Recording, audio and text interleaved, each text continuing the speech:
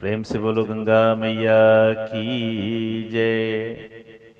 विद्वानों, पाटलिपुत्र की धरती जो अभी पटना के नाम से जानी जाती है, इसके सटे उत्तर की ओर माँ गंगा कल कल करती हुई बहती हैं, जो गोमुख हरिद्वार से निकलते हुए पूरा का पूरा यूपी होते हुए, बिहार होते हुए, बंगाल होते हुए बंगाल की खाड़ी में मिलती हैं। गंगा मैया को हम लोगों ने प्रदूषित किया है, और नहीं तो श्रावण भादो के महीने में कभी गंगा मैया के पास, गंगा के किनारे आकर उनका दृश्य देखिए, मन गदगद हो जाएगा। भाई बहनों, लगभग 20 साल के बाद हमने 30 सितंबर 2020 को नौका यात्रा किया, जो गांधी मैदान के पास में अंटा घाट है। वहां से होते हुए हम बीएन कॉलेज घाट आए, और वहां से नैया पर सवार होकर अपने गांव के लोगों के साथ सबलपुर, पसियारी टोला, कुमार घाट पर पहुंचे। इस पूरी यात्रा में लगभग 40 मिनट समय लगा मेरा, और उसके लिए जो फीस हमको देनी पड़ी वो 20 रुपया केवल। अगर हम वही बस से आते या ट्रेन से आते तो समय भी काफी लगता और पैसा भी काफी लगता। पैसे की तो बात छोड़ दीजिए, माँ गंगा की गोद में खेलते हुए सबलपुर आए, और इस गंगा मैया ने जो दृश्य दिखाया वो अद्भुत था। माँ गंगा के दोनों किनारे को जब आप देखते हैं, ये पटना, इधर सबलपुर का दियर, जहां पर सब्जी की खेती बहुतायत मात्रा में होती है।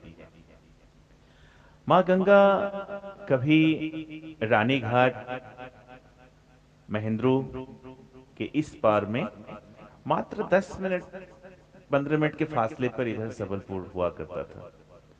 जब हम बचपन में थे, हमारा जब उम्र लगभग 6-7 साल रहा होगा, उस समय अपने घर से सबलपुर मध्यवर्ती पंचायत के बभन टोली, मतलब ब्राह्मण टोली से, शांति धाम से होते हुए, अपने घर से होते हुए और चहारम और बंगाली पार को पार करते हुए रानीघाट आते थे। बीच में स्कूल था, घर था, बथान था। वो सब गंगा मैया कटाव के कारण सारे जमीन को उन्होंने ले लिया था। लेकिन आज बहुत खुशी हुई कि जब हम नौका यात्रा कर रहे हैं, इस नौका यात्रा के क्रम में हमको देखने को मिल रहा है इधर बंगाली पार है। और बंगाली पार जो जगह है, ये पूरा का पूरा अमरूद का यहाँ खेती हुआ करता था। और अभी मैं देख रहा हूँ कद्दू और तरह तरह का सब्जी यहाँ पर लोग उपजा रहे हैं, गाय भैंस पाल रहे हैं, और अगोरिया करते हैं रात में भी और दिन में भी, ताकि सुरक्षित रहे, अच्छा से आमदनी हो। इसके लिए गंगा जहां पर हम रह रहे हैं, हमको लगता है कि पूरे दुनिया में अगर गंगा का विहंगम दृश्य देखना हो तो वह है पाटलिपुत्रा का किनारा। पाटलिपुत्रा के उत्तर साइड, पाटलिपुत्रा यानी पटना, बिहार की राजधानी है, जो वहां से उत्तर की ओर बहुत अच्छा अभी बन गया है। सुबह में, शाम में मॉर्निंग वॉक और इवनिंग वॉक के लिए पाथ बन गया है। उस पाथ पर होते हुए हम गंगा का दृश्य देख सकते हैं। गंगा का दृश्य अगर विहंगम दृश्य देखना हो तो श्रावण भादो का महीना, आसिन का महीना बहुत ही अच्छा है, ताकि गंगा का जो दृश्य है वो सही रूप से हमको दिखाई दे सके। और अन्य दिनों में गंगा थोड़ा दूर चली जाती है, पैदल थोड़ा चलना पड़ता है। अभी पटना में हम बैठते हैं और अपने गांव आ जाते हैं। गंगा मैया की जब हम यात्रा कर रहे हैं तो मछलियां और ये इस क्षेत्र को जो है बहुत अच्छा क्षेत्र माना गया है। तरह तरह के जीव जंतु दिखाई दे रहे हैं इस गंगा मैया की गोद में, और काफी सारे नाव चल रही है।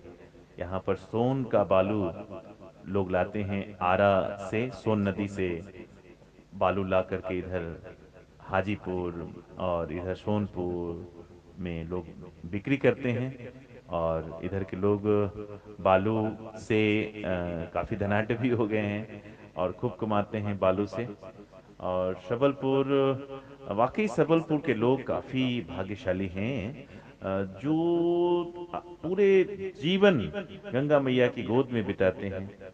सबलपुर एक ऐसा जगह है जहाँ की दक्षिण से पाटलिपुत्रा के बाद माँ गंगा, पश्चिम से सबलपुर के पश्चिम से भी गंगा मैया, और पूर्व भाग में माँ नारायणी कलकल बहती हैं, और उत्तर भाग में, सबलपुर के उत्तर भाग में बाबा हरिहरनाथ जी विराजते हैं, जिनके दक्षिण साइड में मही नदी बहती थी, और अभी भी श्रावण भादों में दिखती है वो मही नदी। पूरा पहलेजा से वो आती है और इधर आकर के गंगा नारायणी में मिल जाती है। कभी हमने यहाँ चर्चा किया काफी बुजुर्गों से, तो उन्होंने बताया कभी पटना में जहाज पर लोग बैठते थे और सीधे सोनपुर आते थे। सोनपुर में अभी भी जहाज लगने का वो जो होता है लंगर जिसको बोलते हैं, झग्गर जो बोलते हैं, वो वायरलेस जो टावर है ब्लॉक के ठीक दक्षिण साइड में, जो रेलवे का वायरलेस है, वहां पर दिखने को मिल जाता है। जहाँ जो जहाज लगता था उसका दृश्य वहां देखने को मिलता है। और कई सारी किताबों में भी हमने पढ़ा था कि पटना में लोग जहाज पर बैठते थे और सीधे सोनपुर उतरते थे।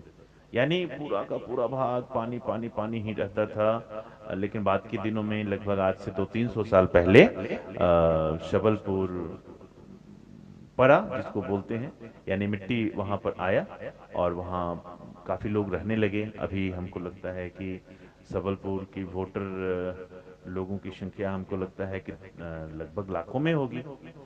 10,000 से तो ऊपर यहाँ घर होंगे और काफी लोग खुशहाल हैं। अब तो सबलपुर गांव में रोड भी हो गया है, हॉस्पिटल भी है, हाई स्कूल भी है, इंटर स्कूल भी है, और दो दो यहाँ बाजार, बड़ा बड़ा बाजार लगता है, और काफी लोग खुशी हैं यहाँ पे, खुशहाल हैं। सबलपुर के लोग काफी सौभाग्यशाली भी हैं, काफी खुशहाल भी हैं, जिनको माँ गंगा, माँ नारायणी और बाबा हरिहरनाथ की कृपा सतत बरसती रहती है। इस वीडियो को जो लोग भी देख रहे हैं उनसे निवेदन होगा, आप भी कभी नौका यात्रा करने का विचार हो तो सबलपुर आएं, और सबलपुर से सीधे आप गांधी मैदान पहुंच जाएंगे, यानी अंता घाट पहुंच जाएंगे। और पटना से कभी आने का इरादा हो तो आप नाव पर चढ़ें और सबलपुर आइए, सबलपुर से फिर सोनपुर चले जाइए, सोनपुर से हाजीपुर, पटना, जहां भी जाना हो, मुजफ्फरपुर जाइए।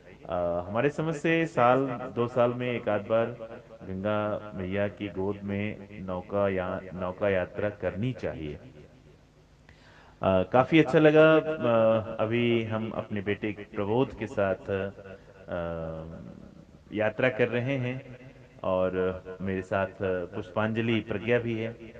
हम सबलपुर, पटना से सबलपुर आए, फिर सबलपुर से पटना गए। काफी अच्छा लग रहा है। किन शब्दों में माँ गंगा की तारीफ करूं, किन शब्दों में हम प्रकृति की तारीफ करूं, समझ में नहीं आता। बीमार आदमी भी अगर इधर से क्रॉस करे तो वो स्वस्थ हो जाएगा। कोई वायरस का सटने का नामो निशान नहीं होगा, और काफी कुछ ठीक हो जाएगा। अगर हम गंगा के आजू बाजू में बैठते हैं, गंगा सेवन करते हैं, पहले भी विधान था, गंगा सेवन लोग किया करते थे, लेकिन आज परिस्थितियां बदली है, लोगों के पास में समय कम है। फिर भी कुछ न कुछ समय निकाल कर अपना बेशकीमती समय में से थोड़ा सा समय निकाल कर माँ गंगा के निकट आना चाहिए, इनको प्रणाम करना चाहिए और गंगा को स्वच्छ रखने का सबसे पहला प्रयास करना चाहिए। क्योंकि गंगा जो दूषित हुई हैं वो हम ही लोगों के कारण हुई हैं। तो गंगा स्वच्छता अभियान में हम लोग भी भाग लें, गंगा मैया में कूड़ा करकट न डालें, गंगा मैया को स्वच्छ रखें। यहाँ तक कि अपने धार्मिक आयोजनों का जो फूल पत्ती है वह भी गंगा में विसर्जित न करें, उसको खाद बनाएं और अपने पौधों में अगर डालते हैं तो वो पौधा लहलहाएगा और गंगा मैया भी स्वच्छ होंगी। इसलिए गंगा मैया को बिल्कुल स्वच्छ और निर्मल बनाए रखने का हम संकल्प लेते हैं, हम कसम खाते हैं। आप भी गंगा मैया को निर्मल और स्वच्छ बनाने में मदद कीजिए, सहयोग कीजिए, संकल्प लीजिए। भाई बहनों, इस दृश्य को देखकर, इन दृश्यों को देख करके लगता है कि अगर सरकार चाहे तो पटना, हरिहर क्षेत्र, दिघवारा, पटना सिटी को जोड़ करके एक बहुत अच्छा पर्यटन स्थल बनाया जा सकता है, पर्यटन क्षेत्र बनाया जा सकता है। वैशालीगढ़ हुआ, इधर मुजफ्फरपुर हो गए, बाबा गरीब स्थान, इधर पटना, इधर वैशाली, इधर आरा, इधर दिघवारा, सोनपुर में हरिहर क्षेत्र, महेंद्रनाथ जी, हरिहरनाथ जी, और सबलपुर गांव में जो संगम क्षेत्र है, इस संगम क्षेत्र के बीचों बीच विराजते हैं श्री संगमेश्वर नाथ महादेव, जो शांति धाम में अवस्थित हैं। शांति धाम सिद्ध संत बाबा सिद्ध संत बाबा गोरखाईनाथ जी का है, जो पटियाला राजघराने से आते थे और उन्होंने यहाँ कई बार समाधि लिया और फिर महासमाधि भी उन्होंने सबलपुर गांव में ही लिया। इसलिए भी सबलपुर का जो महत्व है वो बढ़ जाता है। सबलपुर का महत्व इसलिए भी बढ़ जाता है कि यहाँ गंगा किनारे होने के कारण यहाँ बहुत सारे स्वतंत्रता संग्राम सेनानी भी अपना ठिकाना बनाए हुए थे और चौमास जो होता है, चातुर्मास जो होता है, उसको सेवन करने के लिए यहाँ पर बहुत सारे ऋषि मुनि लोग आया करते थे। हमारे याद में भी बहुत सारे संत लोग आए हैं, जैसे नारायण बाबा हो गए, राजेश्वरानंद जी हो गए, और भी बहुत सारे पशुपति बाबा हो गए। ये लोग यहाँ पर आया करते थे, कुटी साधना करते थे, अपनी कुटिया बनाते थे गंगा किनारे और उसमें अपने भक्तों को से मिलते जुलते भी थे और अपनी साधना भी किया करते थे। आज हम सौभाग्यशाली हैं, बड़भागी हैं कि आप गांव के लोगों के साथ, ग्रामीण लोगों के साथ इस नाव पर हम सफर कर रहे हैं। पटना से सबलपुर और सबलपुर से पटना कर रहे हैं। काफी अच्छा लग रहा है और हम सरकार से भी निवेदन करेंगे कि इसको सुरक्षित रखने का भरसक प्रयास करें। और हम ग्रामीणों का और इस वीडियो को जो लोग भी देख रहे हैं उनसे भी निवेदन है कि गंगा को स्वच्छ और निर्मल करने का भरपूर प्रयास करें।